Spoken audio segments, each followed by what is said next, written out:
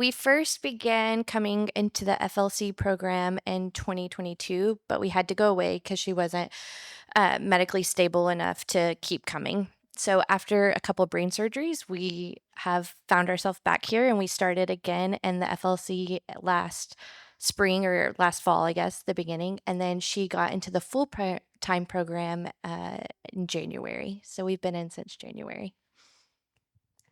Hi, I'm Holly Sparks, and my son Lincoln is 5.5 years old. And we started here back when it was called the Early Intervention Program when he was one. I'm not from the Tulsa area, and so I had only lived here for about a year or two when we had Lincoln. And after a very healthy pregnancy, everything changed after he was born, unexpectedly.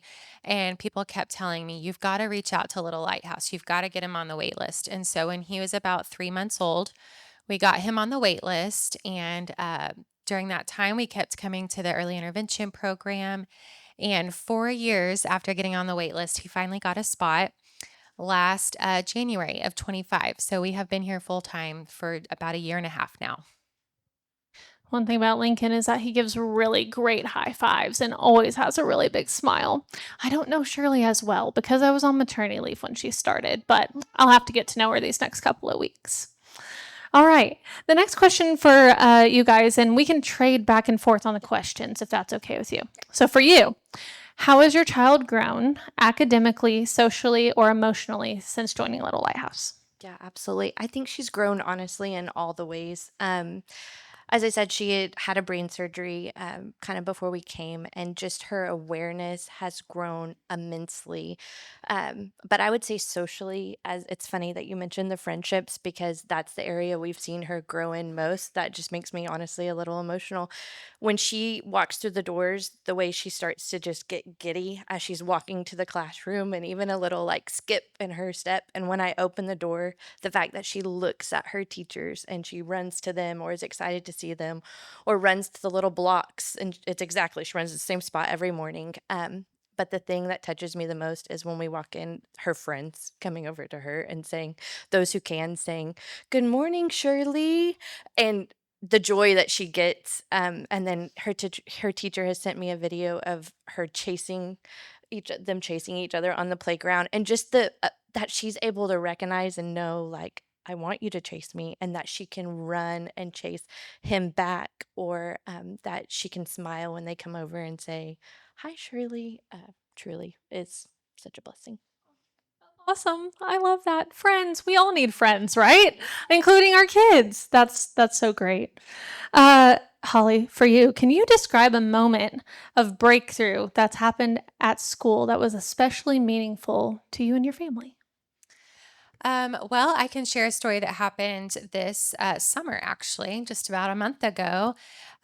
We'll take it back a few months. One of his physical therapists had uploaded a video of him riding a bicycle, and I was just amazed. It was one of those things similar. My son has had brain surgery. They detached his entire left hemisphere, and so he doesn't have much use of his right hand. So the simple act of riding a bike for a kid, that's part of your core childhood. I never thought that that would be possible for him, which shame on me. But seeing that video just brought such tears to my eyes. And I told her how much that meant to me. And she said, well, let's see if we can get you one. And so she had me fill out a form and we sent it to this organization. And I kind of forgot about it. A couple months went by and then I get a random phone call that a amazing brand new Amtrak $2,500 bike was fully sponsored by an organization here in Oklahoma for our son to have at home. And it is one that he will get to grow with all the way up into adulthood. And had his sweet therapist not initiated that, like we would have never had that blessing of just this pure, simple part of childhood of riding a bike. So that was absolutely meaningful to us. Yeah. There's so many things that maybe don't happen at Little Lighthouse, but happen through Little Lighthouse. And the community is really great at recognizing the way that they can get plugged in. So, this organization we've worked with for years, and they're just wonderful. I'm so glad that Lincoln got a bike. Yay. All right. Next question for you. How has the staff at Little Lighthouse supported not just your child, but maybe your whole family? Yeah, absolutely. Just kind of as Holly was saying, situations like that when you're you have this blessing. We're similar kind of in stories. We had like a perfectly healthy pregnancy and all of that, and then it wasn't until 14 months that we realized that Shirley was going to be medically complex or disabled, and it truly is like you're kind of tossed out at sea for a minute, and in some ways you're drowning, in some ways you're treading water, and you're just kind of like, what am I going to do? And the little lighthouse in that, and especially the staff in that, is a beacon of light. Honestly, reflecting Christ, who is the ultimate lighthouse and who is the ultimate beacon of life, but the staff so perfectly reflects Christ's light and how they serve your children, my child, and just the family in ways like that. We've had a similar thing where they've filled out all the paperwork. They did everything that they would need to do to get us a bed cover thing for Shirley, and the therapist had taken care of every step of that. All I had to do was submit it to my doctor.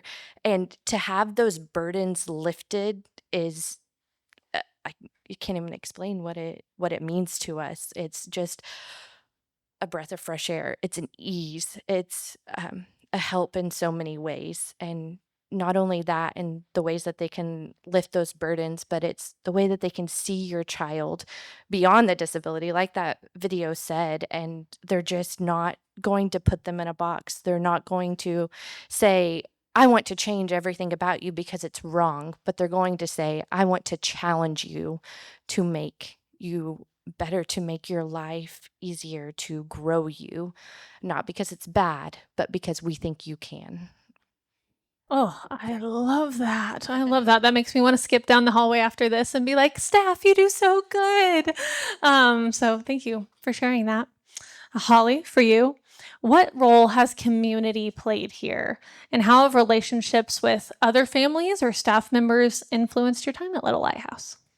Well, in regard to the community, this place wouldn't be possible without the community and the generous, generous donations that keep this place going and allowing families like ours to, like you said, have a beacon of light and hope and amazing resources and support. We wouldn't have that without the community. And then in regard to just other families, as a special needs family, with one with a really rare diagnosis, like I don't know anyone else in the our area that has my son's diagnosis. And even though, that's very isolating in itself, it's nice and refreshing to come here and know that other families, they get it. Even if their story is different, they get it. They're also on this little island with you, and there's some comfort in that. I know us Jade moms, we've gotten closer this semester, and it's just nice to be able to have someone that you can talk to who really does understand, even though it looks different for them. Absolutely. Our parents are fantastic. I love to hear that you guys have a little Jade Moms group. I know that we had a really great choral moms group that would go and like have girls' night and everything like that, even outside of doing the little lighthouse things, which I was always a little bit jealous of because I wanted to join, but looked like a fun time. All right, another question for you. If you could tell a parent who's considering enrolling their child into Little Lighthouse one thing, what would it be? You should. That, definitely, you should believe that your child deserves this and can and is capable to do this. I was very nervous, admittedly, to just leave Shirley. It was the first time I'd ever left her outside of my care, um, and but it's been worth it, and that you should believe, you should just be where your feet are and put them in and support the best way that you can. Be where your feet are. I love that. That was a good one. I'm gonna steal that someday. You should, parents, enroll, enroll. All right, and one more for you, Holly. How has being a part of Little Lighthouse influenced your outlook or approach to parenting a child with special needs? I love this question. So, in particular, our son's teacher, we got to move up with her, Miss Sydney. What I loved about her was her core belief and her approach to teaching was Ephesians 3:20, that God can do exceedingly and abundantly more than you could ever think, ask, or imagine. And she lived that out. She didn't just put our son, like you said, in a box of his diagnosis. Like she wanted to equip him with life skills and challenge him and push him. And my husband and I, that just meant the world to us. I mean, that's what we want. We don't want him to be babied and whatnot. We want to prepare him for real life because at some point he's going to have to go out there. And so that just inspired me as a mom too. I mean, kind of like shame on me with the bike. I didn't think that was possible, but truly, like through God, He can do anything. It may have some adapting or some flexibility with it, but He can do anything. And I might not have realized that if it wasn't for her or being here. I love that. So cool. Miracles happen, and they happen every day, sometimes right under our noses. Last question before I let you all go. I'd love to just know what we can be praying for each of your families. Whether it's your kid, whether it's for you, what can this group be praying for? Yeah, I'll speak into with Shirley specifically. We get to attend another year, so she gets to grow here and learn here for one more year, and then we'll graduate, Lord willing, next July. And I would just ask that you would pray that she would do well in adjusting to a new class, and that she would grow, her brain would grow, her abilities would grow, and that she would learn and gain new friendships and new experiences, and ultimately just be sustained by the Lord.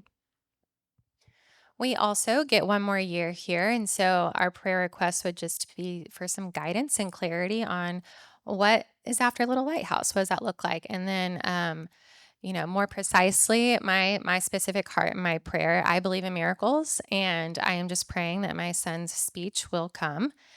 He has excellent receptive language. He understands everything. His little brain just needs to make those connections. And sometimes randomly they will, and it's amazing, and they'll never hear it again. But I know it's in there, and I'm just believing for God to do some big miracles in his life. So that's my prayer request. All right, we can do that for you, right?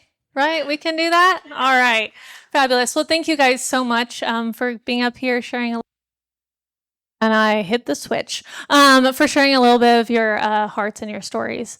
I'm going to let you go sit back down now. You can get off that red hot seat. Thank you. I give you a hug.